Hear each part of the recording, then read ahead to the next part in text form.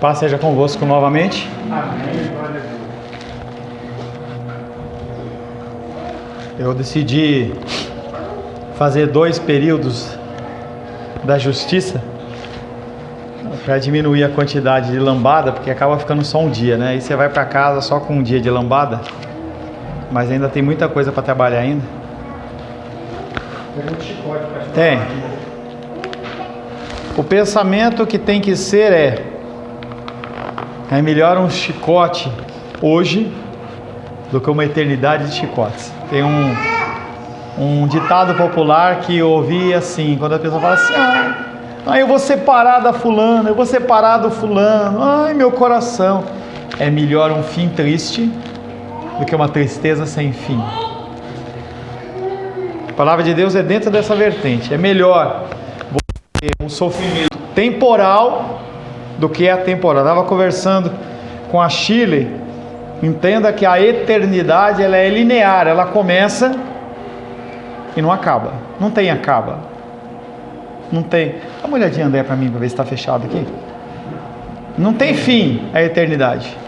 A gente não consegue entender esse conceito de eternidade porque é um conceito que nós não vivemos, nós não temos referência. Obrigado. Quando a gente vê as manifestações espirituais e as pessoas descrevendo anjo, arcanjo, querubim, é porque eles não têm referência. A eternidade é a mesma coisa para nós, tá?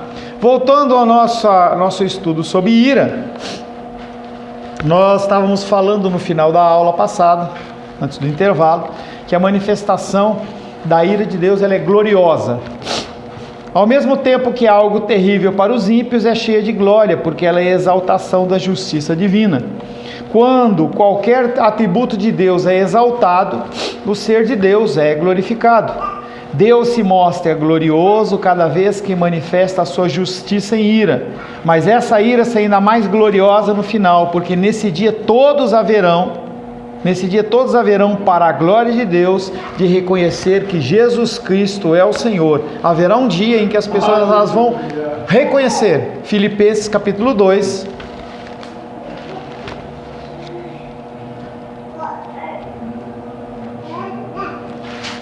Filipenses capítulo 2.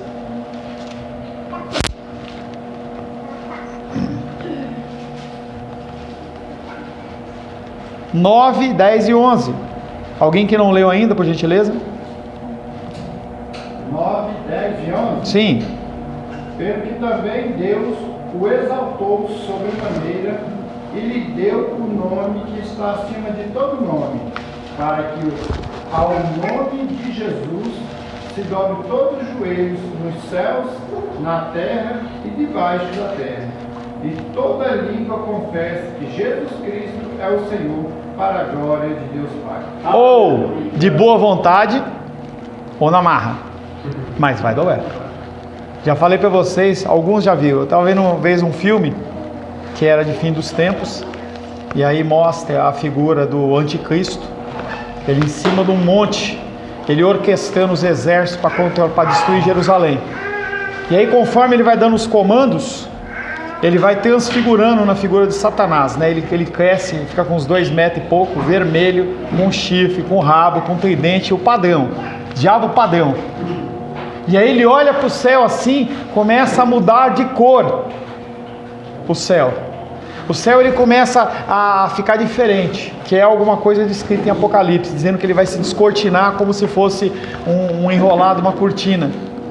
E aí mostra, dá um close no joelho do diabo assim, começa a tremer assim, tremer, e ele cai de joelho. E ele fala: Nazareno, só você é o Senhor. Eu não lembro se eu estava num filme ou se eu estava no cinema. Eu sei que a hora que aconteceu eu dei um pulo. Oh, glória a Deus! Porque você vê a figura tipificada do mal, mesmo ele vai se dobrar perante a santidade, perante a glória do Senhor.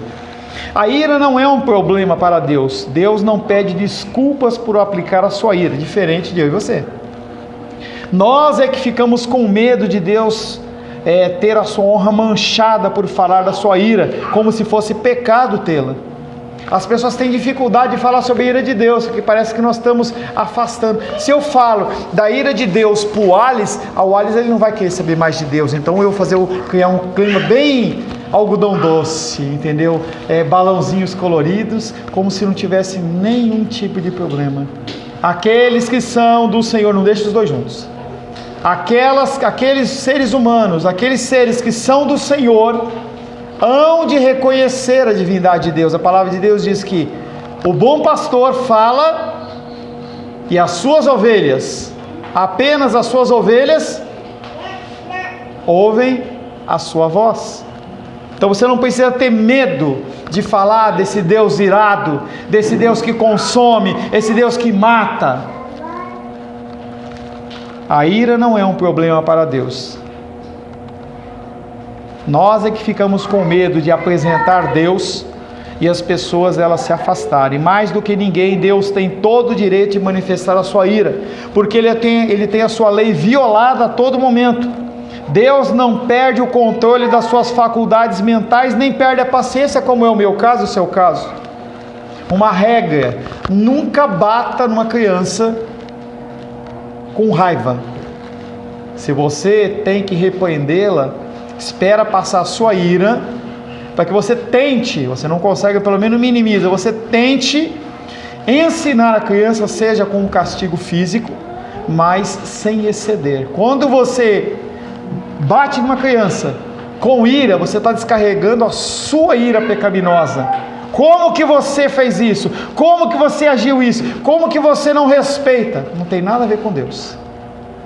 Nós temos que ter muita calma. Quando você explica com calma, mesmo com a vara, é bíblico. Seu governo é desprezado quando os homens o afrontam.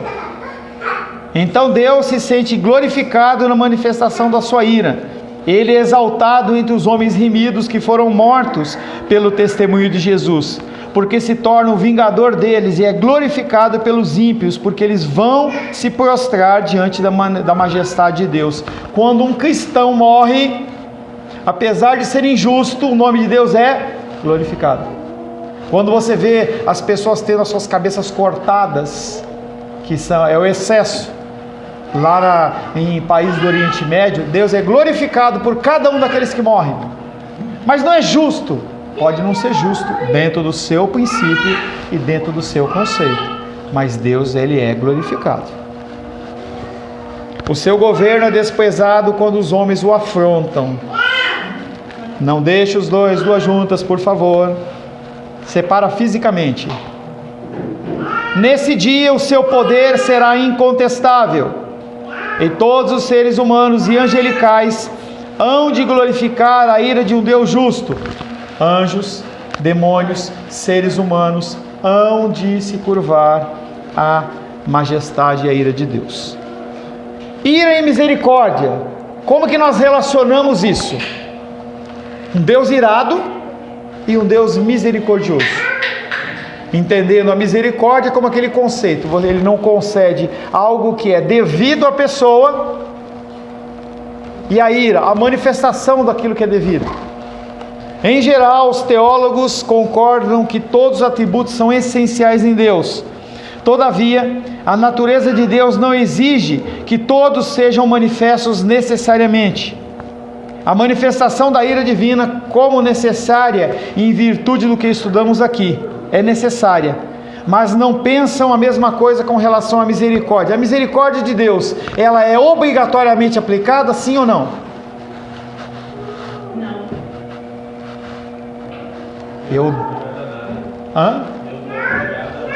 Ele diz: eu terei misericórdia, quiser ter misericórdia.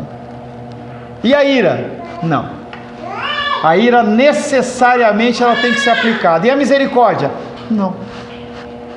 A misericórdia Ele aplica para quem Ele quiser, da maneira que Ele quiser, do modo que Ele quiser, no tempo que Ele quiser.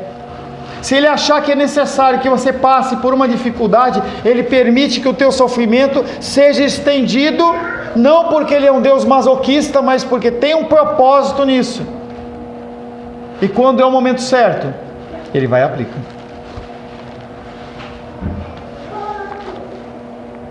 Abacuque 3:2.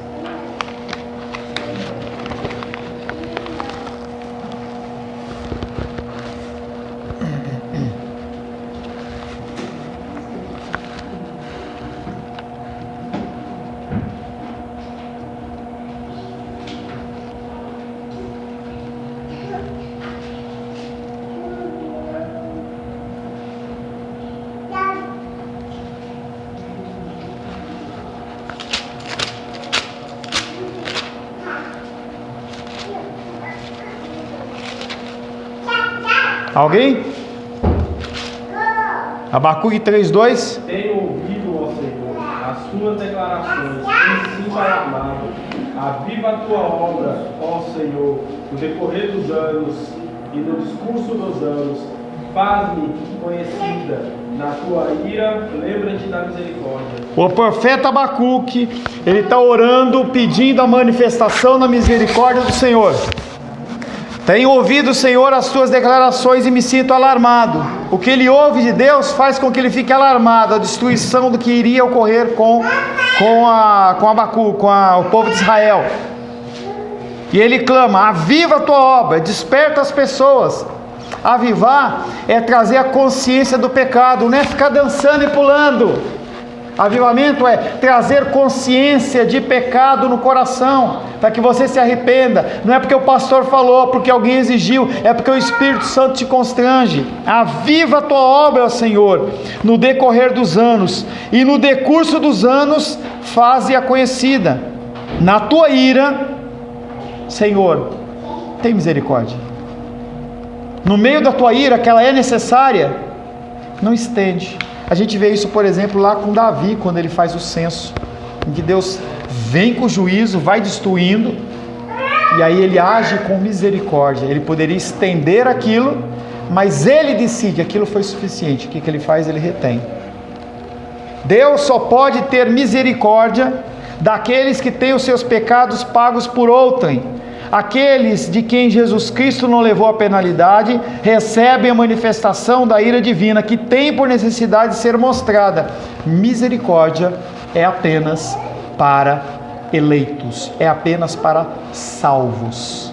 Quem é ímpio não tem a misericórdia de Deus, que é o quê? A não aplicação da penalidade sobre o pecado cometido. Pastor, vejo pessoas andando na terra numa condição muito excelente. Deixa eles lá. Desse o Senhor fala: um dia eles estão bem, no outro dia secaram e são lançados no fogo. O tempo nosso de vida aqui na terra é nada perante a eternidade.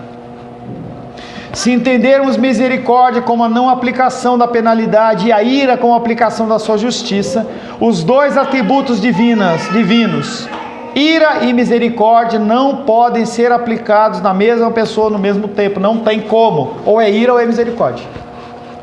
Ele pode estar aplicando a ira dele e decidir parar e aplicar misericórdia, mas não dá usar os dois. Não tem como aplicar os dois.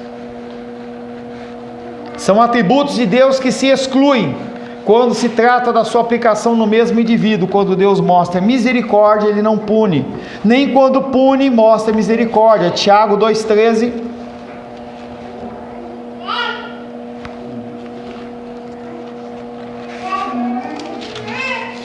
Felipe?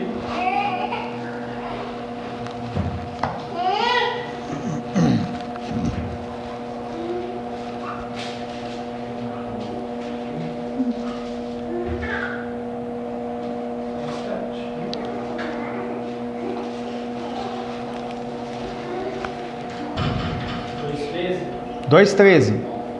Porque o juízo é sem misericórdia para com aquele que não usou de misericórdia. A misericórdia triunfa sobre o juízo. Porque o juízo é sem misericórdia. Os dois não andam juntos. Para aquele que não usou de misericórdia. Aqueles que não vivem de misericórdia não têm misericórdia sobre a vida deles. Mas não é troca. É simplesmente que as pessoas que são salvas, elas agem em alguma medida com misericórdia. Pode ser um atributo que você tenha que desenvolver durante toda a sua vida, mas ele está aí no seu coração. Diferente do ímpio. que é o que eu estava falando com a Shirley sobre no intervalo, sobre a ação espírita. A ação espírita é uma ação que faz o quê? As pessoas falam, eu sou altruísta, mas a pessoa age em prol, se ela agir mal, o que acontece com ela? Ela volta noutra encarnação, numa situação de punição. Então não é altruísta. Você faz para você continuar dentro do seu padrão bom. Ira e amor. Uma das acusações mais comuns feitas pelos adversários da fé reformada é de que Deus é injusto quando manifesta a sua ira. Eles se esquecem de que a justiça divina é essencial nele e que a sua manifestação é necessária pela própria natureza de Deus. Deus é um Deus de amor e ele é muito mais fácil de ser vendido como um Deus de amor. É uma coisa que eu já falei para vocês, você não vê nenhuma campanha para você morrer para a sua vontade. Não tem. Porque a pessoa ela quer uma campanha de satisfação do seu coração. Por que eu vou falar que eu tenho que ter algum tipo de mudança em comportamento se meu Deus é só amor? Deus ele é tão bonzinho, ele vai relevar todas as coisas. Por que eu tenho que mudar? Deus é um Deus de amor, mas ele não está debaixo da obrigação de mostrar amor a quem quer que seja, mas está debaixo da obrigação de mostrar a sua justiça, porque ele assim determinou. Ele ama quem ele quer. Amei a Esaú? Hã? Não, Esaú não. É aborrecer Esaú. E quem que ele amou? Jacó. Amei a Jacó e me aborreci de Esaú. As crianças ainda estavam dentro do ventre da mãe, e Deus fala, eu amei esse e esse eu não amei. Explica isso, né, pastor? Vai explicar isso. Não quis. Não quis, ele não é obrigado a demonstrar o amor. Ele não permite que ninguém se vingue do seu próximo, mas reserva para si mesmo o direito de ser administrador da retribuição a qualquer que viole a sua santa lei, e ele aplica como ele quer. Romanos 12, 19.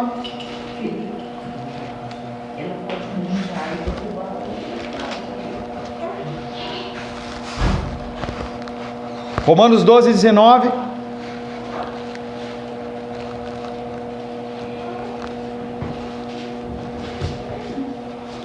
Vai, Esther, vamos ler, vamos. Romanos 12, 19. Não vos vingueis a vós mesmos, amados, mas dai lugar à ira, porque está escrito, a mim me pertence a vingança, eu é que retribuirei, diz o Senhor. E é um texto que a gente já trabalhou, e que não é para você dar lugar à ira, você deixar, agora eu vou ser irado, Deus está mandando, ó, as dois juntos aqui de novo, hein? Eu vou dar lugar à ira, e aí eu vou ser irado e eu vou mostrar, porque a Bíblia está me dando um respaldo. O Senhor ele está falando, a mim me pertence a vingança, eu retribuirei, ele vai dar a paga, em algum momento ele dá a paga. Ira e amor não são atributos excludentes em Deus, misericórdia é, ira e amor não. A manifestação da sua justiça em ira é necessária e justa por causa da sua santidade e por causa da sua prerrogativa de julgar o mundo, que é violador de suas leis. Pelo fato de Deus ser misericordioso ou amoroso, jamais podemos dizer que a sua ira possui uma manifestação injusta. Romanos 3,5.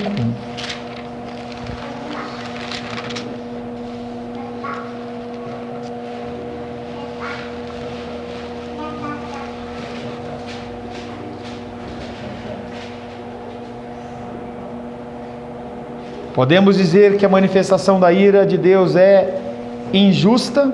Romanos 3,5. Felipe? Mas se a nossa injustiça traz a luz. Vai lá. Mas se a nossa injustiça traz à luz a justiça de Deus, que diremos? Porventura será Deus injusto por aplicar a sua ira? Falo como homem. Verso 6, certo que não. Na minha Bíblia traz a lume. Não é lume, eu só dei a tecla SAP. É porque às vezes a pessoa não sabe o que é lume. Lume é luz. A minha injustiça traz à luz a justiça de Deus, porque é aplicado, tá? Quando você age injustamente, aparece um sistema judicial em que ele vai punir a pessoa ou não, tá? É a lume mesmo. Jó capítulo 8, verso 3.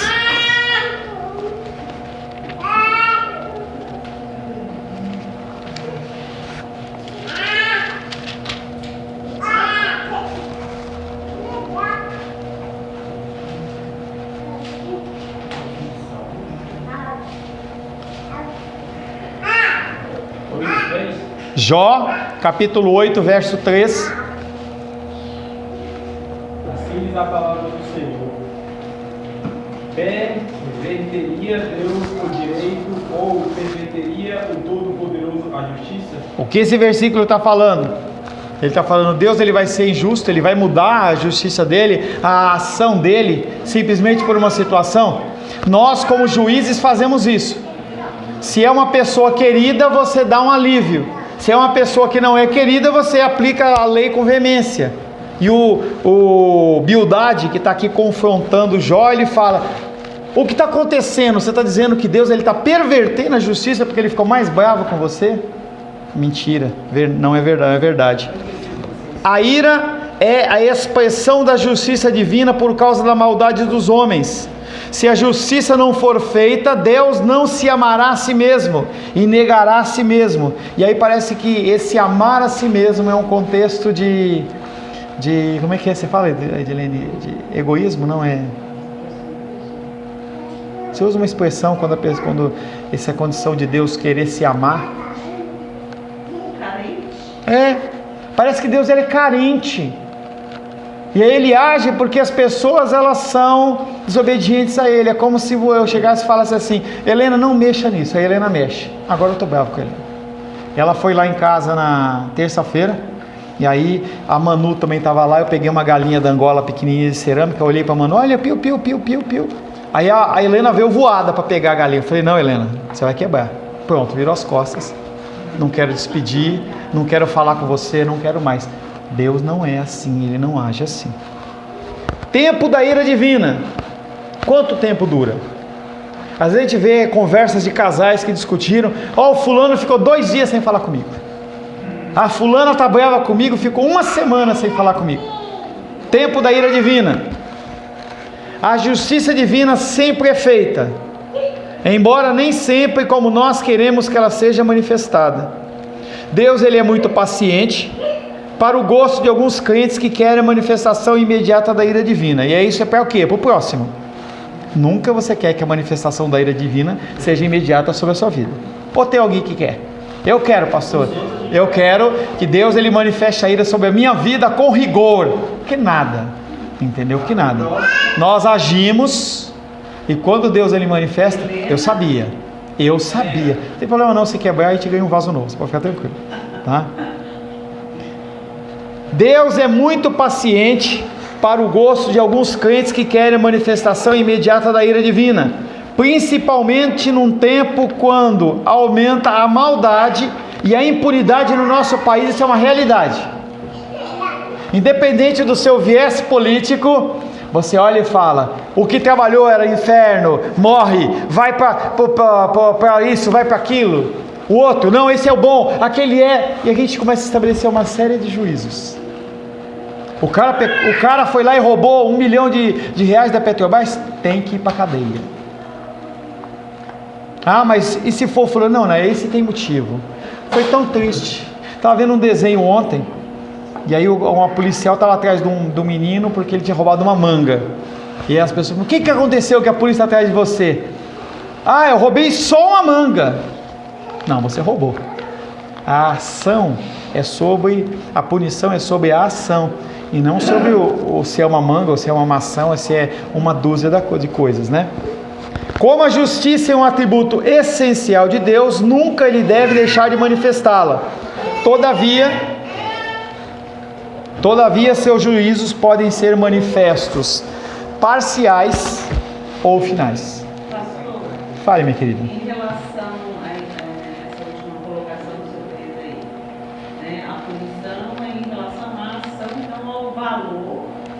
Em certo modo, eu tentei consertar a coisa, mas não é isso. Eu estou enganado. Não é assim. Eu lembro de um caso que até hoje eu não digeri. Uma mulher foi presa em São Paulo porque roubou um passar no pão da filha, que a filha tinha pedido, né? E ela foi presa, ficou 4 meses presa, lá no Tremembé, sei lá onde, por causa de um pote de 250 gramas de manteiga. Tá, E esses aí que estão roubando da Petrobras, etc., entendeu? Então eu acho que tem algo errado. O grau de justiça humano, ele não é justo. Parece uma redundância, mas não é justo. Nós temos um Deus que ele é soberano, que conhece todos os fatos e aplica a justiça com equidade, somente ele. Os outros, eles não conseguem porque não querem, por causa de faltas de recursos, por falta de conhecimento, falta de vontade, falta de. Então, a justiça humana, ela quase nunca ela é justa, tá? Quase nunca ela é justa. Você vê, depende também muito dos pressupostos, Então, se por exemplo, a pessoa, eu não conheço de justiça penal, se você puder me ajudar, tá? Sei que você não gosta que eu faça tipo de referência, você já falou, mas se uma pessoa, ela mata uma pessoa, não necessariamente ela vai ser presa na hora, mas se ela for lá e matar um cachorro, talvez ela é como se fosse um crime hediondo. Não tem peso as coisas, é um negócio meio desbalanceado, mas depende muito do pressuposto de quem está julgando, de quem acredita, de quem acha que é certo ou que não acha certo. Você, por exemplo, acha que você tem uma afinidade com os bichinhos. Eu não tenho. Se eu tiver que dar um dinheiro para uma criança, eu dou, mas eu não dou para o bicho. Na verdade, eu não dou para nenhum nem para outro, porque eu sou ruim, né?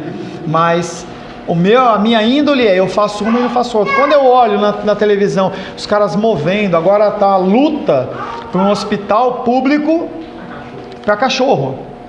Quando eu vejo hospital, por exemplo, do Agarran, que está lá com problema de, não sei se é de um gerador, não sei o que, ar-condicionado, aí não consegue fazer cirurgia, para mim isso é sem sentido.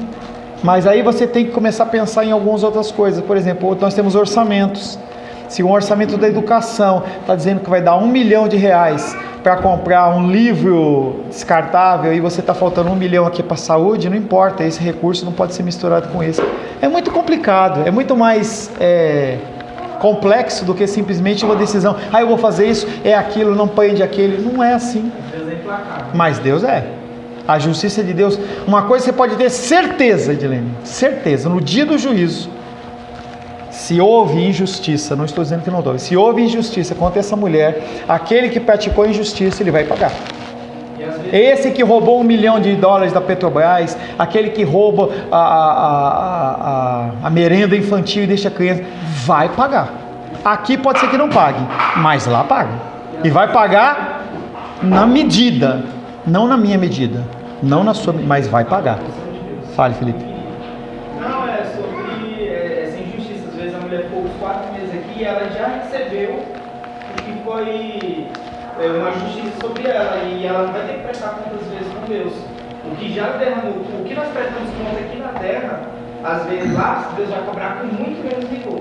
Agora, quando esses caras que roubam esse tanto, deixam escondido e nunca vai descobrir, já é uma justiça de Deus esperando o dia do Senhor. Deus está dando corda, falando, vai, eu te ajudo. É o próprio Deus que ajuda eles a fazer essas coisas erradas, dando corda para eles. Para quando chegar no dia do Senhor, perante toda a criação, Deus vai ser implacável com eles e sobre o E um detalhe, tanto o roubo do pote de margarina para passar no pão do filho, como o roubo de R$1 milhão na Petrobras é roubo.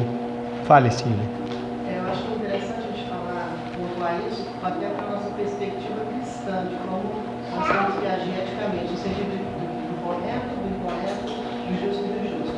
Um ato injusto maior, não punido, não justifica um ato de incorreção, não justifica a impunidade de um ato de coesão.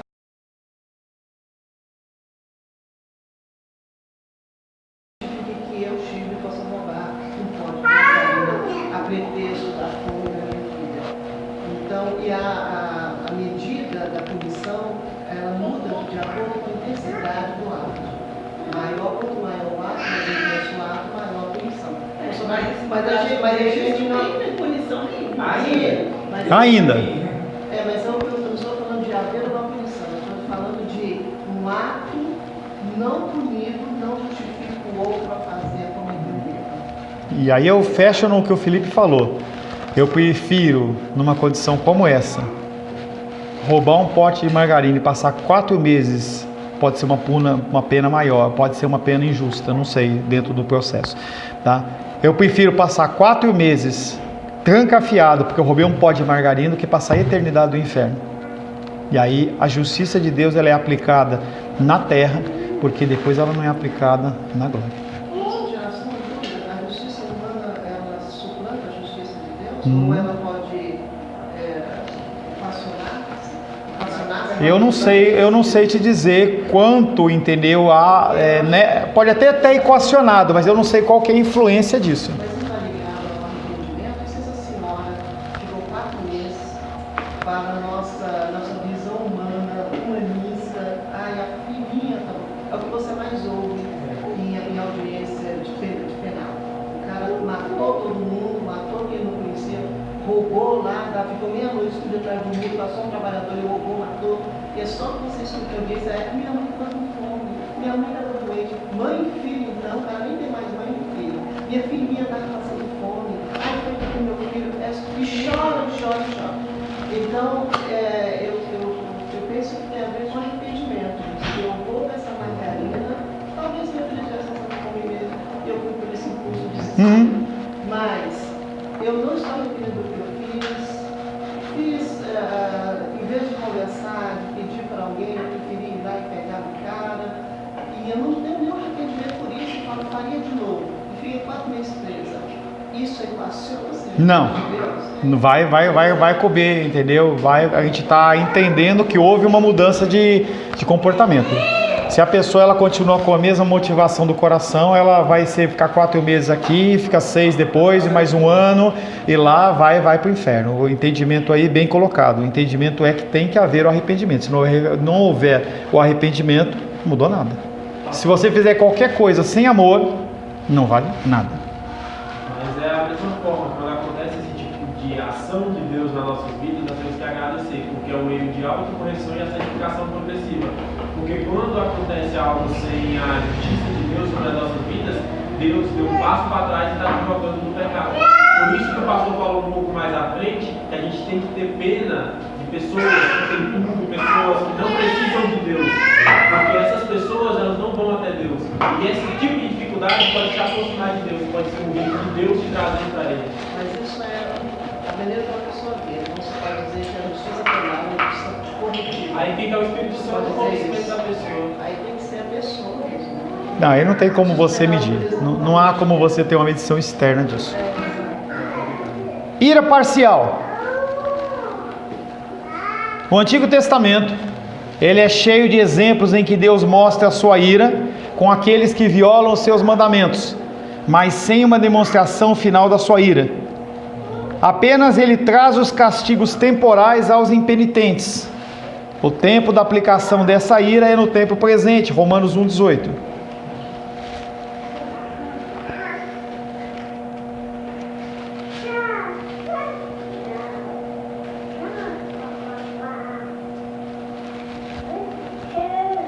A ira de Deus se revela do céu contra toda impiedade e perversão dos homens que detêm a verdade pela injustiça. A ira de Deus se revela do céu contra toda impiedade e perversão dos homens. Mesmo que eu não veja, está acontecendo. A pessoa ser entregue aos seus desejos e vontades é uma manifestação da ira e do juízo de Deus. Que é o que Felipe falou. Aquele homem não se constrange, não se arrepende. A gente vê cada vez mais relatos de pessoas que desviam verbas, de condições que você fala assim, como é que a pessoa faz isso? Como é que a pessoa tira a merenda de uma criança que não tem comida em casa para ganhar dinheiro? A punição do cara vai acontecer. Ainda tem a oração da família. O senhor lembra? Querida, tem toda sorte de aberração no sentido de fazer o quê? Dar validade à ação. Então, eu estava vendo uma série. O cara era traficante, matou dentro da semana lá, da série lá, um monte de gente. E aí ele aparece na igreja, uma igreja evangélica, e ele vem trazer o dízimo dele. Para o quê? Santificar o resto que ficou com ele. É uma forma dele tentar fazer o quê? Se acertar com Deus. Que era o princípio de você matar a ovelha no Antigo Testamento sem arrependimento, que a Shirley falou. Então a pessoa ia lá, oferecia o sacrifício, simplesmente fazer uma coisa exterior. Mas não há mudança, não há transformação. Observe-se, Romanos 1,18, observe-se que o verbo usado para Paulo está no presente e implica uma revelação constante, agindo durante todo o tempo. 1,18 de novo. A ira de Deus se revela. Nós estamos falando em algo que é contínuo. Tem um verbo no grego que chama auristo, que ele não é um verbo que está no passado, não está no presente, no futuro, mas ele é de ação contínua. A ira de Deus se revela, se revelou, está se revelando e vai continuar se revelando. Exemplo de Acã. Lembra da história de Acã? Lembra? Você já leu Josué? Lá em Josué, aqueles homens tinham passado o Rio Jordão, e Deus fala para eles assim: vocês estão de frente às muralhas de Jericó. Nós já estudamos em Êxodo aqui na igreja. Eu não lembro muito bem, mas a largura da muralha era uma largura que dava para passar carro. Naquela época era muito grande. O tamanho da largura. A altura impedia que eles colocassem aquelas escadas para tentar subir de tão alto que era.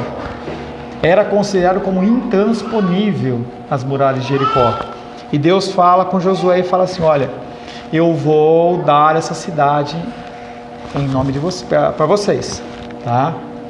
Vocês vão vão lá, tem todo um procedimento. Olha, você vai, não é uma volta, depois do dia 2 voltas, depois 3 voltas, nada a ver, você está errado. Você dá uma volta, dá mais uma volta, dá mais uma volta. No 7º dia, vocês vão olhar para a muralha e vão gritar. Até então vocês ficam em silêncio. É claro que eles ficaram longe da muralha para não receber flechada, não receber aqueles óleo quente. Eles fizeram o negócio por fora. E aí ele chega e grita. O que acontece com os muros? Eles não caíram para frente, porque se caísse para frente matava os judeus. Se caísse para trás, destruía a cidade. Ele implodiu que nem aqueles persas. Mas ele fala assim: santifica. Vocês vão ver muitas coisas lá, é uma cidade muito rica. Não ponham a mão em nada. Um cara chamado Acã vai andar lá e fala assim: eu vou tirar proveito dessa situação. Eles entraram na cidade, o povo lá todo apavorado, porque imagina você estar em cima olhando para uma muralha que é a sua proteção e de repente cai aquele monte de pedra. Ficaram apavorados. Aí aquele povo de Israel passa por cima, não sei como foi aquilo ali, deve ter sido tenebroso. E aí aquele homem entra talvez numa casa ou num lugar e está lá um monte de ouro. Ele fala: opa, deixa eu pegar esse ouro para mim. Entra em outro lugar, um monte de roupas, entendeu? Yves Saint Laurent, um negócio chique, entendeu? Valentino, tal, uns sapatos Louboutin, tal. Ele fala assim: eu vou pegar para mim, vou pegar para minha esposa. Vai escondidinho, pega aquilo e leva lá para dentro. Deus não fala nada. Aí eles vão atacar uma cidade de Ai, uma cidade pequenininha. Josué fala assim: eu não vou mandar o povo inteiro, o povo é muita gente. Vou mandar só 3.000. Em vez de milhões, ele manda 1.000. Quando ele entra naquela cidade, aquelas pessoas se levantam e põem eles para correr. Aí Josué rasga as vestes, parecia um menino mimado no meio da população, no meio dos líderes dele, e fala: Deus, o que você fez? E Deus calmamente responde: vocês foram desobedientes. E aí tem toda uma história que você quiser saber, você lê lá em Josué, porque o nosso tempo acabou. Semana que vem eu vou retomar esse caso da desobediência de Acã, que levou uma punição, mas não foi uma punição longa, nem total, foi uma punição parcial. Sobre quem veio a punição? Sobre Acã, sobre a sua esposa, sobre os seus bens, sobre os seus servos, sobre todo mundo que estava sob o domínio de Acã. Amém, queridos? Semana que vem a gente vai retomar este contexto da ira parcial de Deus, em especial dentro do exemplo de Acã. Senhor, em nome de Jesus, nós louvamos, adoramos e bendizemos o Teu nome, pedindo a Ti, Pai querido, que cada vez mais nós possamos entender da Tua ira, não para fugir dela, mas para que nós possamos, Pai, sermos encontrados como servos, ser encontrados como obedientes, que nós possamos entender, Pai, a mácula do pecado sobre a sua vida, o entristecer do Teu Espírito, que nós possamos agir, Pai, de uma maneira correta, de uma maneira cordata, de uma maneira, Pai, que glorifique, exalte e bendiga o Teu santo nome, Pai. Te louvamos em nome de Jesus. Amém.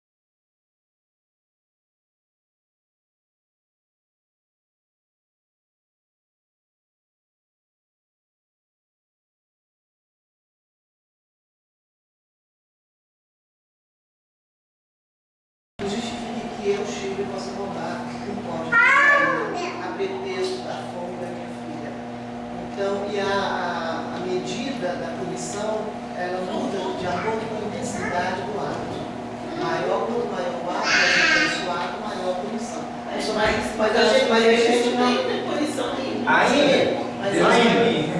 mas eu não estou falando de haver uma punição, estou falando de um ato não punido, não justifica o outro a fazer, a cometer o erro.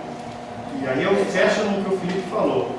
Eu prefiro, numa condição como essa, roubar um pote de margarina e passar 4 meses, pode ser uma pena maior, pode ser uma pena injusta, eu não sei, dentro do processo. Tá? Eu prefiro passar 4 meses trancafiado, porque eu roubei um pote de margarina, do que passar a eternidade no inferno. E aí a justiça de Deus ela é aplicada na terra, porque depois ela não é aplicada.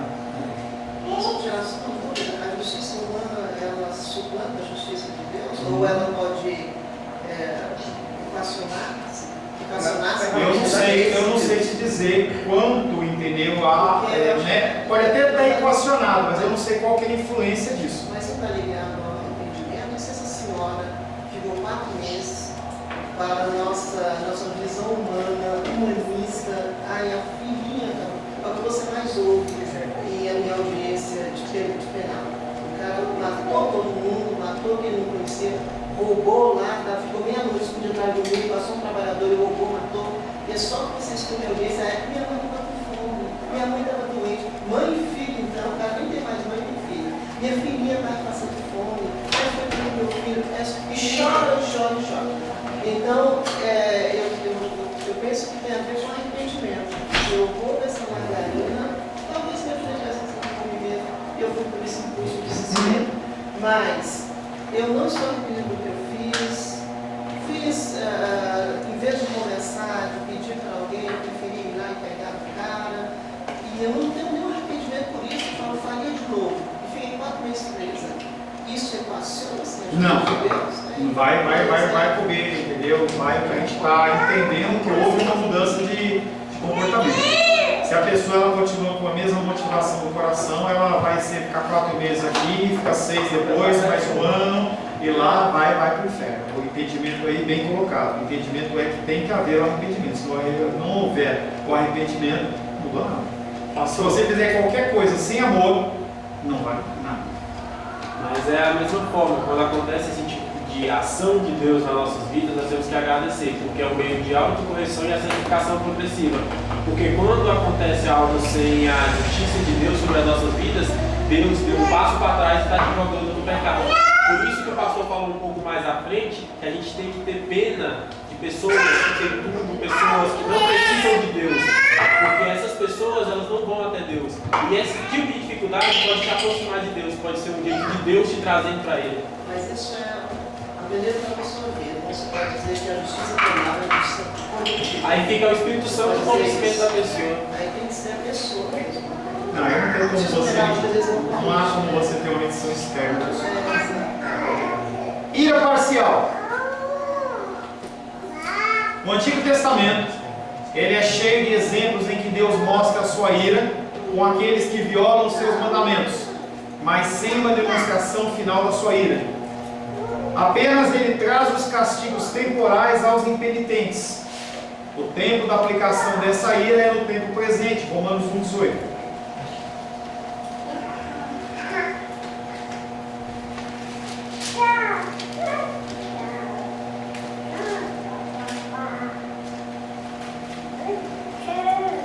A ira de Deus se revela do céu contra toda impiedade e perversão dos homens que detêm a verdade pela injustiça.